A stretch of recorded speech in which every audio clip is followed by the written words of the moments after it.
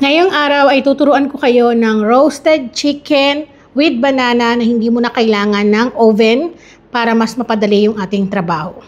So simple lang, unang-una gagamit tayo dito ng saba kasi nakakatulong to para magbigay din ng tamis, balance dun sa ating lulutuin for today's video. Alam nyo, masarap tong putahe na to mga manay, lalo na kung meron kayong karinderya or meron kayong catering, bagay na bagay to kasi nakakapagdagdag siya ng pagdami ng maiserve natin dun sa ating mga customer. At syempre, ang kailangan po natin dito na saging na saba ay hindi yung hinog na hinog kasi pangit yun, aasim yung lasa. So, kailangan is yung maniba para manamis-namis yung kanyang lasa at saktong ipares doon sa ating ulam. So, ini-slice ko lang siya ng paslant, ganyan, dahil ipa-fry natin to maya-maya. Then, kailangan, sakto lang din yung dami para naman pantay na pantay balance ba, hindi yung maraming saging, konti yung karne. Then, once na okay na, set aside muna natin to. So, dito meron akong isang buo ng manok. Mas mainam talaga dito gamitin is puro yung thigh part ng manok. Pero dahil ito yung meron dito sa kusina ko, so isang buong manok to, titimplahan natin ng paminta. Maglalagay din tayo ng soy sauce. At meron tayo ditong rosemary. Ayan. So, nakakatulong ang rosemary mga manay para hindi maanggo o malansa yung ating chicken. Lalamasin natin to or hahaluin natin ng maigi para kumapit yung mga pampalasa nating nilagay sa ating manok. Kadalasan yung mga ganitong pagkain natitikman lang natin sa mga catering. So this time mga manay, pwede mong itry para naman mag-level up yung mga putahe mong siniserve sa iyong pamilya. Set aside muna natin to, ibabad natin ng mga kalahating oras. Then makalipas yung kalahating oras, magsalang tayo ng ating pan. Maglalagay tayo ng ating butter, unsalted butter yung gamit natin. Pwede rin kayong gumamit dito ng margarine, mga manay, pwede. So, hindi na tayo gagamit dito ng mga kung ano pang mantika. Itong butter lang yung ating kailangan dito. So, meron tayo ditong hiniwa na sibuyas na puti. So, gagawin natin is parang lalamugin lang natin siya. At kung mapapansin nyo, ang slice ko dun sa ating onion ay pabilog. Ganyan. So, lalantahin lang natin to sa katamtamang apoy. Para niluluto natin siya sa butter mga manay para talagang masarap na masarap. Hindi natin siya kailangan i-caramelize pero nasa inyo kung gusto nyong ganon, pwede naman. Pero ako gusto ko is maano lang siya, maghiwa-hiwalay lang ay pwede na para magandang tignan kapag nag-garnish tayo sa ating lagayan. Then once na ganito na yung kanyang itsura, ay pwede na natin tong hanguin. Set aside na natin to, hindi na kailangan pang sunugin or ipa-caramelize gaya ng sinabi ko nga kanina. Then dito sa ating mismong pinaglutuan ng sibuyas ay isusunod na rin natin ang pagpa-fry nung ating hiniwa kanina na saba na saging. So ipa-fry natin to dito na magkameron siya ng golden brown magkabilang side. So huwag nyo lalakasan ng apoy para maiwasan din na masunog yung ating butter. So baka may magsabi na naman, again, uulitin ko ha, kahit wala kayong butter ay pwede. Pwede ang margarine, pwede rin naman kung wala talaga, sige, pwede rin po yung normal na mantika, pwede yun. Then after ng 2 minutes na ating pagpiprito, baliktarin po natin dahan-dahan. Ganyan lang. So, ganitong marka lang yung kailangan natin na makuha para sa ating pinipritong saba. Pero kung hindi kayo kumakain ng saba, pwede naman kahit patatas. Pero para sa akin, mas okay itong saba mga manay. Then, hayaan lang po ulit natin to ng ilang minuto. Makalipas nun, kapag okay na, ay pwede na natin tong hanguin at iset aside muna natin. Ito palang mga manay, parang sarap ng isaw-saw sa saging. So, yan. Tapos ang kagandaan nito, naglalasa kasi talagang butter kumakapit dun sa ating saging na pinrito. Then dito rin sa ating pinagprituhan ng saging, dito tayo pa-fry ng bahagya. So para tayo magsisear ng ating chicken. Ganyan. Para yung mismong butter talaga, kapit na kapit dun sa ating manok. So dito mga manay, kaya gumamit po ako ng butter kasi ang gusto kong mangyari is mas malasa yung chicken natin. Pangalawa, kapit na kapit yung butter na ginamit natin na mantika sa kanya. Instead, oil nga is butter yung ginamit natin. So makalipas ang ilang minuto, ganito yung magiging itsura niya. Para siyang na-bake or para siyang inihaw. Yun yung kailangan natin. Lalo na dun sa mga nanonood na kadalasan, lagi sinasabi wala silang oven or masyadong matrabaho kung iihawin pa. So, ganito na lang yung technique na gawin ninyo. So, may kita nyo para siyang kala mo talaga, binake yung ating chicken. Then, pag okay na, so hindi pa to totaling luto mga manay.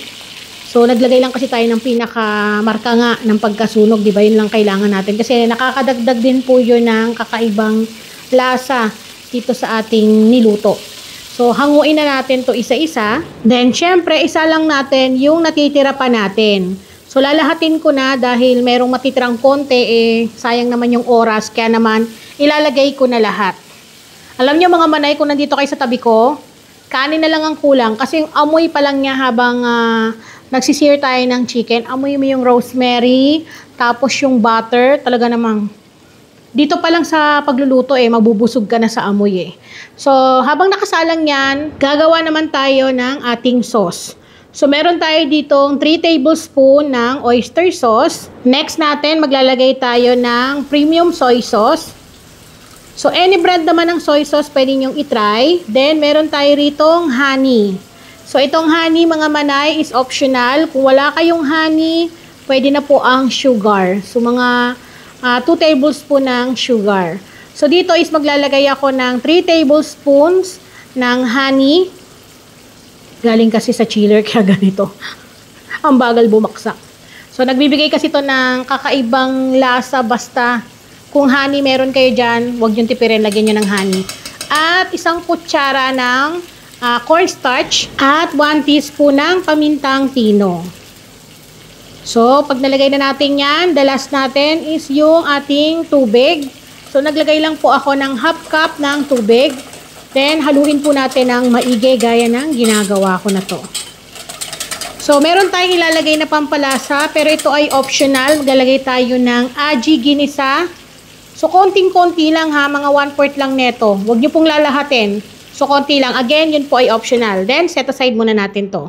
Balik tayo dito sa ating sinisir na chicken. Balik tayo na po natin isa-isa. Grabe yung bango neto. Yung bahay namin nangamoy rosemary na mga manay. Nangamoy ulam na. So, balik tayo natin yan. Ganitong yung gusto natin. Yung magkameron siya ng pagkasunog. At ito na nga po, makalipas ang ilang minuto na ating pagluluto, ay pwede na natin tong hanguin. Ang bango. So, ito pa lang, pwedeng ulam na. Pero hindi pa po ito mga manay luto ha. So, iset aside muna natin yan. Dito sa ating pinaglutuan, magigisa tayo ng ating bawang. So, mas mainam na pino yung pagkakachop natin sa ating bawang.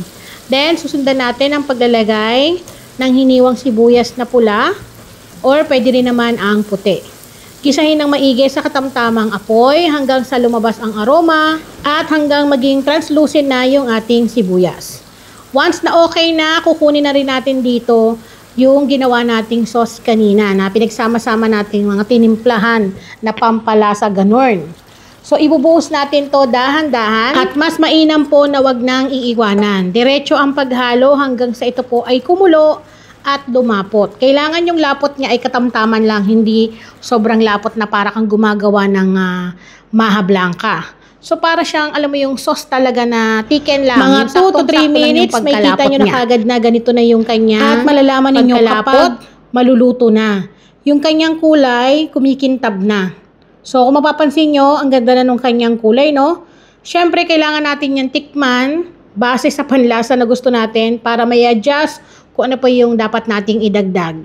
So, kamon tayo ng konti. Then, para sa akin, okay na yung lasa.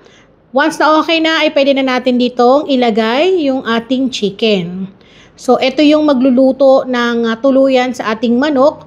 Huwag pong hahaluin ng malakas. Baka magkalasog-lasog yung chicken ninyo. Kailangan makot lang yung chicken natin para kumapit yung ating sauce sa manok. Ganyan. At dahil nga malapit nang maluto yung ating manok, ay pwede na tayong maglagay sa ating lagayan. At pwede na natin tong iserve sa ating pamilya.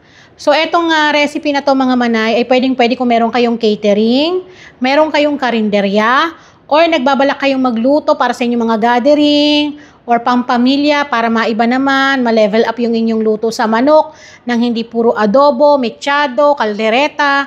So, subukan nyo tong ganitong timpla. Siyempre, yung ating pinakasarsa o yung kanyang sauce, ilalagay natin yan sa pang-ibabaw. So, naglalagay tayo ng cornstarch para po kumapit talaga yung sauce sa ating karne. Then, ilagay na po natin yung saba na ating naprito. Again, kung hindi kayo kumakain nito, pwede nyong tanggalin or pwede nyong palitan ng patatas.